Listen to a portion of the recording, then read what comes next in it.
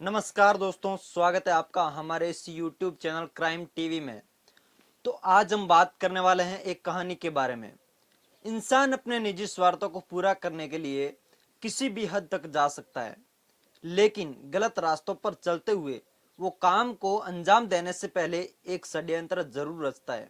लेकिन उसको पता नहीं होता है कि जैसा काम करेंगे वैसा ही फल मिलेगा। आज की कहानी में भी कुछ ऐसा ही होता है। तो साथियों, ये कहानी सुनने से पहले आप हमारे चैनल क्राइम टीवी पर पहली बार आए हैं तो चैनल को सब्सक्राइब जरूर करें। ये घटना राजस्थान के जोधपुर जिले की है, जो कि 16 अक्टूबर 2016 की ये घटना है, जिसमें रितेश भंडारी और उसकी बहन है जिसका नाम होता है रेखा, और रेखा की एक लड़की होती है गुड्डी, और रितेश भंडारी के भी एक 5 साल का लड़का होता है युग, और एक 10 साल की लड़की भी है।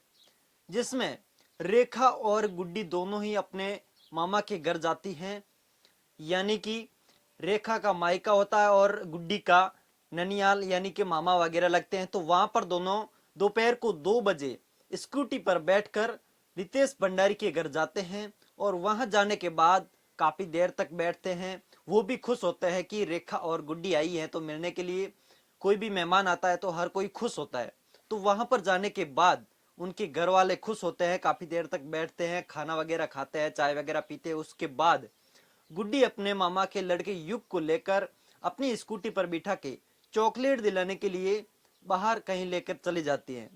ऐसे ही करते करते गुड्डी वहां जाती आती, और जब भी वहां जाती तो अपने मामा के लड़के युग को अपनी स्कूटी पर बिठा के रोजाना चॉकलेट दिलाने के लिए लेकर चले जाती। जब गुड्डी भी साथ में होती थी तो मामा को भी डर नहीं था कि युग अकेला है या नहीं, क्योंकि वो गुड्डी अपने साथ लेकर जाती थी चॉकलेट दिलाने के लिए, तो उनको कोई डर सर नहीं होता था। लेकिन जब एक दिन गुड्डी और युग दोनों चॉकलेट के लिए स्कूटी पर बाहर जाते हैं तो काफी देर तक वापस घर नहीं लौटते हैं। तो गुड्डी के मामा और मामी हक्के बक्के रह जाते हैं कि 1 घंटे से ज्यादा वक्त हो गया, लेकिन अभी तक गुड्डी और युग घर क्यों नहीं आए। तो वो सब विचार करने लगे। उसके बाद थोड़ी ही देर बाद में रितेश भंडारी के फोन पर फोन आता है, जिसमें गुड्डी भांजी का नंबर होता है। तो वो रिसीव करते हैं तो गुड्डी कांपती हुई बोलती है, मामा जी मामी से बात करवाइए। जब गुड्डी की मामी कॉन पर फोन लगा के बोलती है, हाँ गुड्डी कहाँ पर हो तुम, काफी टाइम हो गया, अभी तक तुम और युग क्यों नहीं लौटे। तो गुड्डी कांपती हुई बोली कि हमें किसी लोगों ने घेर लिया है, अपहरण कर लिया है, 50 लाख रुपए की फिरौती मांग रहे हैं, जो कि आप लोग पुलिस को सूचना दिए बगैर 50 लाख रुपए लेकर यहाँ पहुंच जाइए, नहीं तो हमें और युग को यहाँ पर ये लोग मार देंगे, बहुत ही खतरनाक लोग हैं ये। गुड्डी के साथ में बेटे का भी अपहरण हुआ था, इसलिए मामी हक्की बक्की रह गई, और वो कांपती हुई बोली कि आप हो कहाँ पर, 50 लाख रुपए कहाँ पे पहुंचाने हैं। इतना बोल के गुड्डी बोली कि हमारे को पता नहीं है ये कौन सी जगह है, लेकिन शहर से बाहर कोई ऐसी जगह है जहाँ छोटा सा बाग है, वहां पर आप हमें पहुंचा दीजिए। छोटा सा एक गार्डन बना हुआ है, वहां पर हमें 50 लाख पहुंचा दीजिए, नहीं तो ये लोग हमें मार देंगे। इतना बोलकर गुड्डी ने कांपते हुए फोन को रख दिया। तो युग की मम्मी हेलो हेलो करते ही रह गई। जब वो बात कर रही थी उस टाइम रितेश भंडारी सुन रहे थे कि गुड्डी क्या बोल रही है। तो जैसे ही फोन कटा तो युग की मम्मी से रितेश भंडारी ने पूछा कि गुड्डी क्या बोल रही थी, रितेश कहाँ है, गुड्डी और रितेश दोनों ही कहाँ पर है। जैसे ही गुड्डी की मामी ने बताया, रितेश भंडारी की वाइफ ने बताया कि उनको उनका किसी लोगों ने अपहरण कर लिया है और वहां पर कोई नहीं है पास में, और वो 50 लाख रुपए की फिरौती मांग रहे हैं। उसने बोला है कि पुलिस को बिना बताए हमारे को पैसे पहुंचा दीजिए, नहीं तो वो लोग हमें मार देंगे। पत्नी के मुंह से ये सब सुनकर रितेश भंडारी कांप उठे कि 50 लाख रुपए की फिरौती अपहरणकर्ता मांग रहे हैं। वो एकदम से इल्जाम करना उनके लिए कठिन था, क्योंकि 50 लाख रुपए रकम कम नहीं थी। रितेश भंडारी व्याकुल हो गए, कांप गए कि 50 लाख रुपए की फिरौती, वो भी एकदम से। 50 लाख रुपए की रकम भी बहुत ही बड़ी थी, जो कम नहीं थी। वो देनी रितेश भंडारी के लिए बहुत ही बड़ी थी। इसलिए वो बातें करते करते बातें पड़ोस तक फैल गई। तो पड़ोसी आए और उनको बोलने लगे कि बात क्या है। तो उन्होंने पूरी बात अपने पड़ोसियों को बताई। तो उन्होंने बोला कि आप किसी को बताए बगैर जल्दी से अपनी रिपोर्ट को पुलिस थाने में दर्ज करवाएं। तो रितेश भंडारी ने पड़ोसियों की बात को सुन के जल्दी से ये कदम उठाया। रितेश भंडारी और उसकी पत्नी दोनों ही चौपासनी हाउसिंग बोर्ड पहुंचे और थाना प्रभारी को अपनी रिपोर्ट दर्ज करवा दी। तो थाना प्रभारी को लगा ये मामला बहुत ही संदिग्ध है, इसलिए उन्होंने जल्दी से एक्शन लेते हुए अपनी टीमों को एकत्रित किया और जगह जगह पर टीमों को छोड़ दिया और मामले की तत्काल जांच करने लगे। तो पुलिस की टीमों को वहां एकत्रित किया गया जहां पर जोधपुर के अंदर जितने भी पार्क और जितने भी उद्यान थे वहां पर पुलिस की टीमों को छोड़ा गया। उसके बाद रितेश भंडारी को यह भी पूछा गया कि जब कॉल आया था तो वो किसके फोन से कॉल आया था। तो रितेश भंडारी ने बताया मेरी भांजे के फोन से ही कॉल आया था और वहां पर चिड़ियों के चहकने की आवाज भी साइड में से आ रही थी। जैसे ही रितेश भंडारी से पुलिस वालों ने उसी नंबर पर कॉल करवाया तो एक युवक ने कॉल अटेंड किया और बोला जल्दी से 50 लाख लेकर आ जाओ, नहीं तो हम इन दोनों को जल्द से मार देंगे। तो रितेश भंडारी ने युग से बात कराने को बोला तो उसने जट से बात भी करवा दी। तो युग ने बोला मैं दीदी के साथ हूँ, बिस्कुट नमकीन चॉकलेट खा रहा हूँ। तो पुलिस की टीम जब नेहरू उद्यान पहुंची तो वहां पर रितेश भंडारी भी साथ में थे।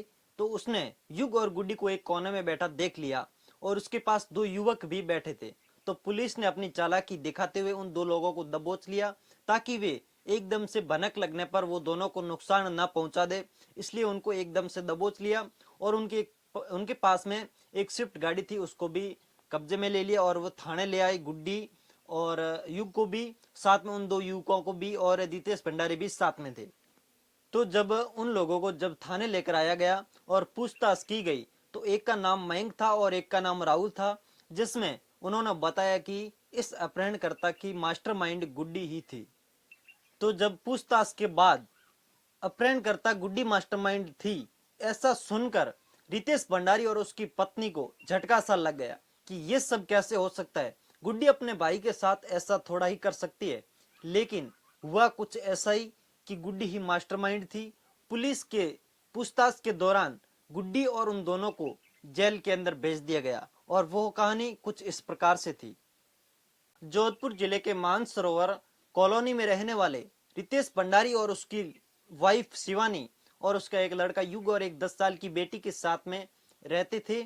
और रितेश भंडारी का एक कारोबार था फाइनेंस का, जिसमें वो लाखों रुपए कमाते थे। और उस रितेश भंडारी की बहन थी रेखा और जिसकी लड़की थी गुड्डी, वो एमकॉम करती थी। और जब इनका फाइनेंस का कारोबार अच्छा चलता तो कुछ पैसे रेखा के पास में भी रहा करते थे। लाखों रुपए की आमदनी मतलब रेखा के पास में रहती थी। गुड्डी और राहुल की 1 साल पहले दोस्ती हो गई थी, जो कि जीत कॉलेज के दोनों कंप्यूटर साइंस के छात्र थे। लेकिन दोस्ती कुछ दिनों बाद प्यार में बदल गई और वो राहुल चौपासनी हाउसिंग बोर्ड में रहा करता था। जब राहुल और गुड्डी की दोस्ती प्यार में बदल गई तो वो घंटों भर बातें किया करते थे, लेकिन वो अपने शौक पूरे नहीं कर पा रहे थे आर्थिक तंगी के कारण। तो धीरे धीरे जब गुड्डी टीवी में शो देखती थी क्राइम के, तो गुड्डी के मन में भी विचार आ गया कि उनके मामा के पास में बहुत ही बड़े पैसे हैं और अपन युग का अपहरण कर लेंगे तो अपने को 50 लाख रुपए तक की फिरौती मिल सकती है। ऐसा षड्यंत्र गुड्डी के मन में आ गया और उसने और राहुल ने ये सब रचने का टारगेट तक बना दिया। तो गुड्डी ने ये प्लान बनाया तो राहुल भी उसके झांसे में आ गया और उन्होंने एक प्लान भी बना लिया कि इस डेट को अपने को ये अपहरण करना है। तो गुड्डी ने रविवार 16 अक्टूबर 2016 को अपने मामा के घर जाती है और युग को चॉकलेट के बहाने लेकर नेहरू उद्यान में चली जाती है और वहां पर राहुल और उसके दोस्त को वहां बुला लेती है। वहां बुलाने के बाद ये पैसे की फिरौती के लिए अपने मामा को कॉल भी कर देती है। जब गुड्डी और राहुल दोनों उस पार्क में पहुंचे तो उसका प्लान तो क्लियर था। गुड्डी ने अपने मामा को कॉल किया और फिरौती के लिए बोला गया। तो मामा के पास में इतने पैसे नहीं थे, जिसकी वजह से उन्होंने अपने पड़ोसियों की ये बात बताई और पड़ोसियों ने सुन भी ली थी वैसे। तो उन्होंने बोला कि ये इत्तला पुलिस को जल्दी से करें। तो उसने जल्दी से पुलिस को बोला और इस मामले को दर्ज करवाया। मामले को दर्ज करवाने के 2.5 घंटे बाद, मात्र 2.5 घंटे के अंदर नेहरू उद्यान में इन सबको गिरफ्तार कर लिया गया। राहुल और उसका एक दोस्त भी था और साथ में उनकी एक स्विफ्ट गाड़ी भी थी और साथ में गुड्डी को भी गिरफ्तार कर लिया गया। जब थाने में लेकर पहुंचे, पूछताछ हुई, उसके बाद इस अपहरणकर्ता मामले की मास्टरमाइंड गुड्डी ही निकली। इस साजिश रचने वाली मैन मास्टरमाइंड गुड्डी ही थी। ऐसी ही सच्ची घटना देखने के लिए हमारे इस चैनल क्राइम टीवी से जुड़ें।